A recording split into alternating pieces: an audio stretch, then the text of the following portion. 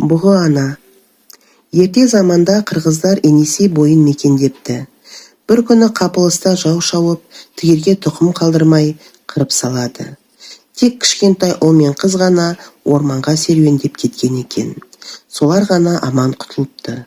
Жау оларды да қолға түсіріп, Енисейге тірідей батырып жіберуді ойлайды. Сөйтіп бұл істі ақсақ кемпірге тапсырады. Кемпір екі жетімді шырқыратып көлдің жағасына келеді.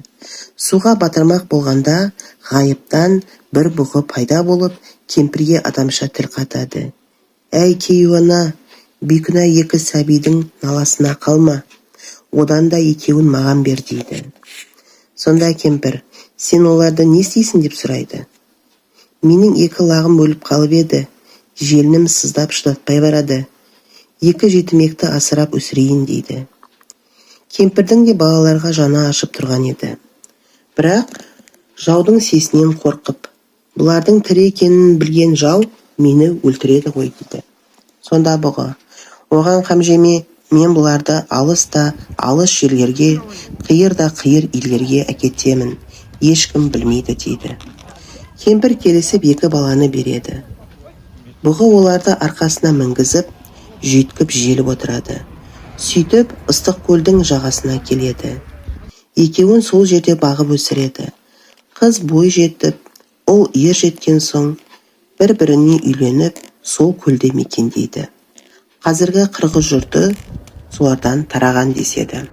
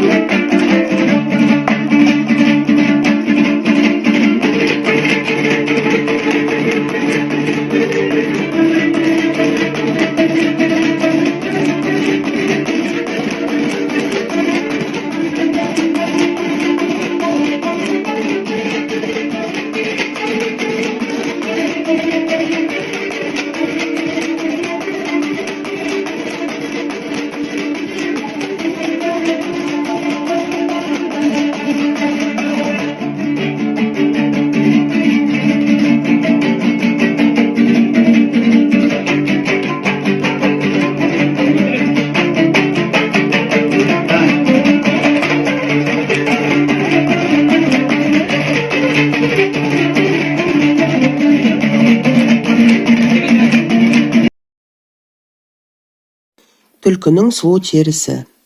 Ыбырайым пайғамбар мен Ажар ананың Смағұл есімді ұлы дүниеге келерде Ажар Меккеде жүреді. Ол кезде Меккеде ешқандай шаһар жоқ, қу Медиен дала еді. Ажар ыстыққа әбден қаталап шөлдейді. Су ішпеген соң омырауынан сүт шықпайды. Ол Мәруан мен Сапа таулары арасында сабылып су іздейді. Ал құндақтағы Смағұл жапан далада жатып, шырылдап жылай береді. Баланың даусынан көктегі бүкіл періште қосыла жылайды. Сол кезде Алланың әмірімен сәбидің өкшесі тиген жерден бұлақ шығады. Ажар ана жата қалып суды сіміріп ішіп, шөлін басады. Әу дегенде су ерекше құнарлы уызда еді. Баласын бауырына алып, маңдайынан сүйіп еді, омырауы иіп сүтке толады. Бұл кезде бұлақтағы су атқылап, біраз жерге жайылып бара жатыр еді. Ол Зәмзәм деп тоқтатып, айналасын құммен қоршап қояды. Содан бастап ол бұлақ Зәмзәм деп аталады. Аңдардың арасынан бұл Зәмзәмнің дәмін ең алғаш татқан түлкі деседі. Ыбырайым Ажар мен ұлын Меккеге көшіргенде бір түлкі бірге еріп барған еді.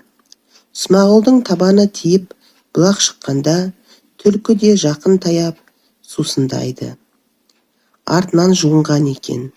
Сол кезде оның терісі түлеп, әдемі ал қызыл жүн өсіп шығыпты. Түлкінің әсем болатыны осыдан екен.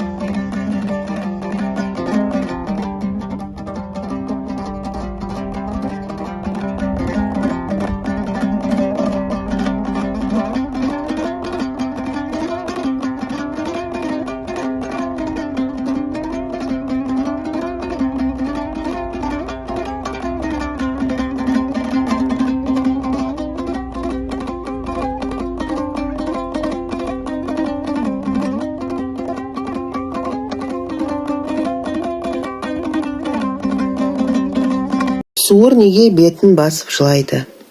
Баяғыда бір дүние қоңызбай жерге тоймай кедейдің жерін алғысы келеді. Ол кедейге: түнде түс көрдім, түсімде ғажап іс көрдім, Құдай маған осы жерді сыйлады деді. Кедей шыр-пыр болып: бұл жер ата-бабамнан қалған мирас, әділ Құдай қалай жасаған береді дейді. Бай: сенбесең ертең жеріңе барып, Тәңірден айғайлап сұраймын. Жаратқан байдікі деп айтса, маған бересің. Егер сенікі десе, өзің аласың дейді. Кедей амалсыз көнеді. Түнде бай кедейдің жеріне үңгір қазып, ішіне қызын жасырып қояды. Ертең бұл жер кімдікі деп 3 рет айғайлаймын. Сонда сен байдікі деп жауап бер деп үйретеді. Бай ертесіне жұртты жиып, кедейдің жеріне алып келеді. О, Тәңірім, бұл жер кімдікі деп 3 рет сұрайды. Сонда қызы: байдікі, байдікі, байдікі деп 3 рет айғайлайды. Кедей бұған нала болып, жерін тастап кетіп қалады. Бай кешке үңгірдегі қызын шығарып алайын деп келсе, ол беймәлім хайуанға айналып кетіпті. Үңгірден шықпай ін қазып қаша жөнеледі. Бай қайғыдан қан жұтады. Үйіне оралмастан дала кезіп қызын іздейді. Әлгі мақұлықты көрсе, суыр, суыр, суыр деп айғайлайды екен. Мұнысы: қызымды суырып шығарып бер деген сөзі екен. Мақұлық содан бері суыр атаныпты. Аңшылар суырды ұстағанда, ол 2 қолымен бетін басып, қиянатына өкініп жылайды екен. Қолын маңдайына қойып, жол қарайтыны әкесін іздейді екен. Кез келген жамандықтың бір кесапаты бар деген сөз осыдан қалыпты.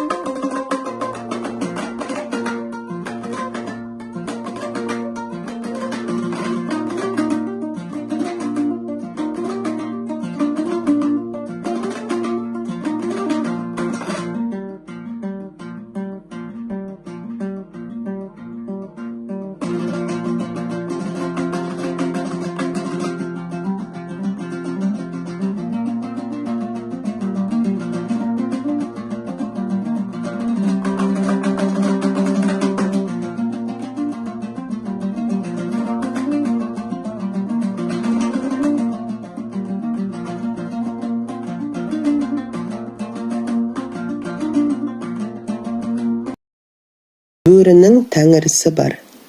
Ертеде адам атаның 2 иті болыпты.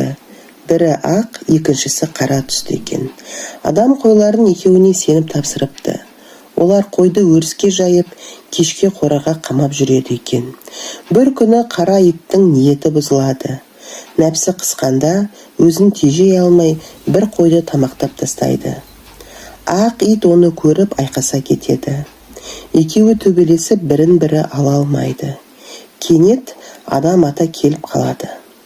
Қара ит иесін көріп орманға қаша жөнеледі. Қайта келуге бет жоқ. Судан орман тоғай жапан түзді жағалап, жабайы аңның кейпін киеді. Баяғыдай ас беретін егесі жоқ. Жыртқышқа айналып, жемтігін өзі табады. Бірақ адам атаға бауыр басып қалған еді. Кейде адамды сағынып ұлиды екен. Ит оның даусын естіп, өз обалың өзіңе, нәпсіңе билетіп нең бар еді, деп үріп жолатпайды. Бұдан қайыр болмаған соң қасқыр жаратушыға ұлып: «Уа тәңірім, итті қарашы, жанында егесі бар, үнемі қамқор болып ас береді, жататын жері де бар. Мен жалғызбын, менің кімім бар?» деп арзу айтыпты. Тәңірдің оған жаны ашып: «Ей қасқыр, сен қам жеме, сенің иең менмін» депті. Осыдан бастап иттің егесі болса, бөрінің тәңірісі бар деген сөз қалыпты. Жараланып қалған қасқырды үйірден тастамайды, өлгенге дейін сүйреп алып жүреді екен. Қасқыр үйіріне олжаны ең алдымен кәрілер жейді.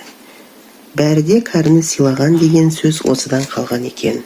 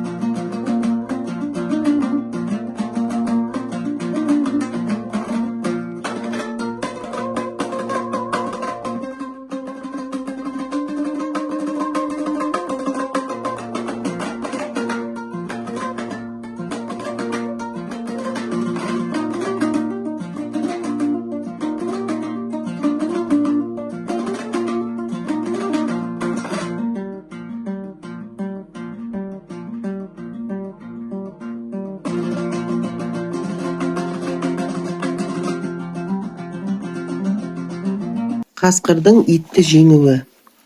Ертеде ит пен қасқыр кездесіп қалады. Екеуі бірін-бірі ала алмай шайнасады. Жалы күжірейіп, арқа жүн тікірейіп, мойындары терісіне сыймай, буынып, көздері қанталап, езулері ырсиып, азулары ақсиып, жақтары керіліп ұзақ айқасады. Бір кезде шаршады ма белгісіз, тек көздерімен ғана арбасып үнсіз тұрады. Бірі сәл қозғалса, не кірпігі қимылдаса, екіншісі кеңірдектен бас салуды ойлайды. Осылай сәтін күтіп тұрғанда, иттің артынан егесі келіп қалады. Ит оның исін сезіп, қожайыным келіп қалды ма деп артына жалт қараған. Сол еді, артынан аңдып тұрған қасқыр иттің шықшытына бас салады. Ит аяғын ғана тырпылдатып үлгереді. Демі сығылып, жан тапсырады. Осы кезде иттің егесі де келіп үлгереді. Ол жансыз итін көргенде, әттең қасқырдың ту сыртынан келуім керек еді. Сонда қасқыр маған бұрылғанда итім оны алатын еді. Бекерек келген екенмін деп өкініпті. Осыдан бастап қасқыр итті жеңетін болыпты. Қасқырды қазақ халқы ешқашанда азаптап өлтірмеген. Киесінен қорыққан, құрметтеген. Егер де азаптап өлтірсе, жамандыққа ұшырайды, немесе ұрпағына зиян келеді деп ойлаған.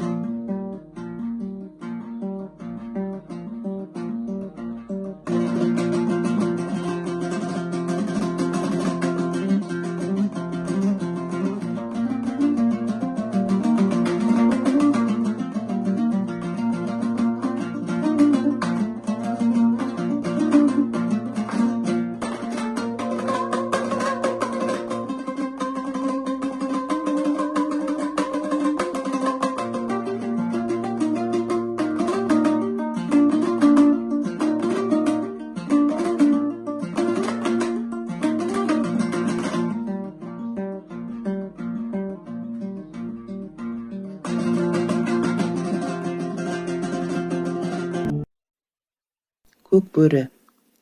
Жаугершілік заманда бір елге жау шабады. Ол елдегі еркек кіндіктіні түгел қырып, қыздарын күңдікке әкетеді.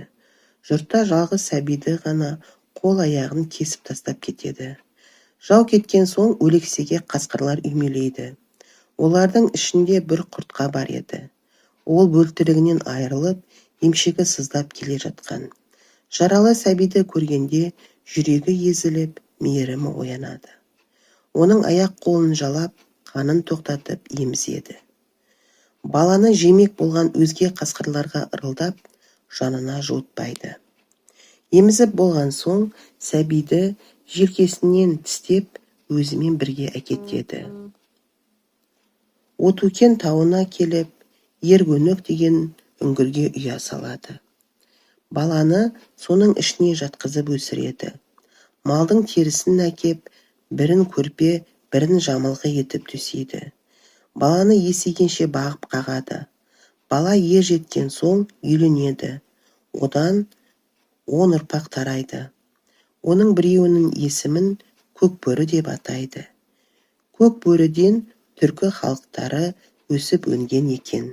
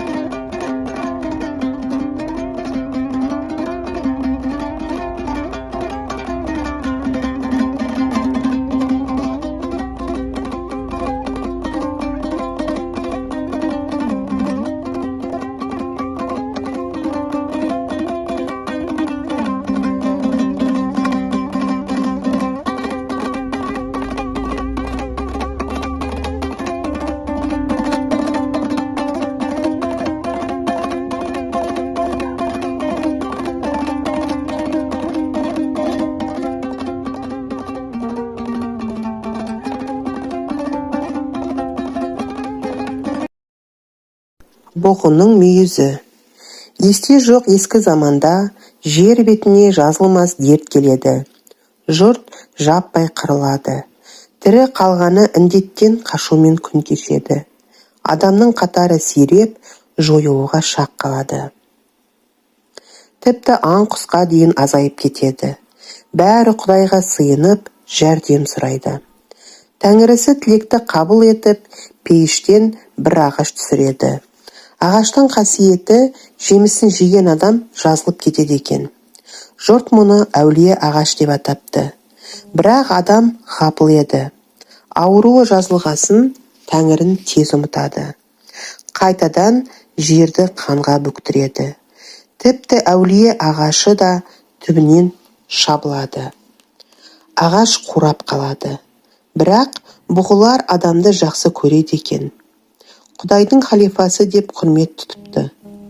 Адамға жаны ашып, пейіштің ағашын басына киіп алады. Ол кезде бұғыда мүйіз жоқ еді. Қураған ағашқа жан бітіп, бұғының мүйізіне айналады. Осылайша бұғыға кие дарыпты. Сол себепті оның мүйізі 1000 сан ауруға ем екен. Бірақ бұғыны қинап, мүйізін кесуге болмайды.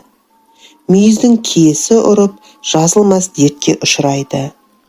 Ертедегі емшілер бұғыдан түлеп, түсіп қалған мүйізді ғана кәдеге жаратқан.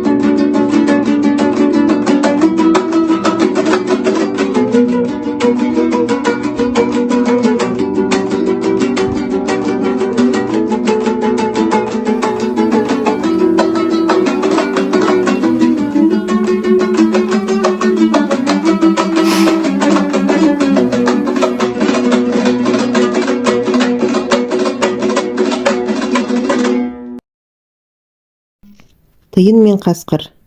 Қасқыр тиынды ұстап алып, тиын жалбарынып, мені жеме, жіберші, дос болайық дейді. Жарайды, жіберейін. Бірақ сен маған айтшы, сендер тиындар неге әрқашан көңілдісіңдер? Үнемі талдан талға секіріп ойнап жүресіңдер. Ал менің қабағым жазылмайды, ашуланамын да жүремін дейді қасқыр.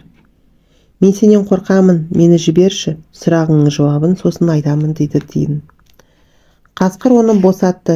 Тиын ағаштың басына шықты да былай дейді. Қасқыр, сен залымсың, бәрін қорқытасың. Сенен барлық аң қорқады. Ешкіммен сөйлеспейсің, сені ешкім жақсы көрмейді. Сондықтан әрқашан ашуланасың. Біз тиындар көңілдіміз, залым емеспіз, ешкімді қорқытпаймыз, ешкімге жамандық жасамаймыз, мейірімдіміз, деді. Қасқыр ойланып қалды. Сосын жұмсақ үнмен: мен енді ешкімді қорқытпаймын, тиын, саған сөз беремін, залым болмаймын, мейірімді боламын, деді.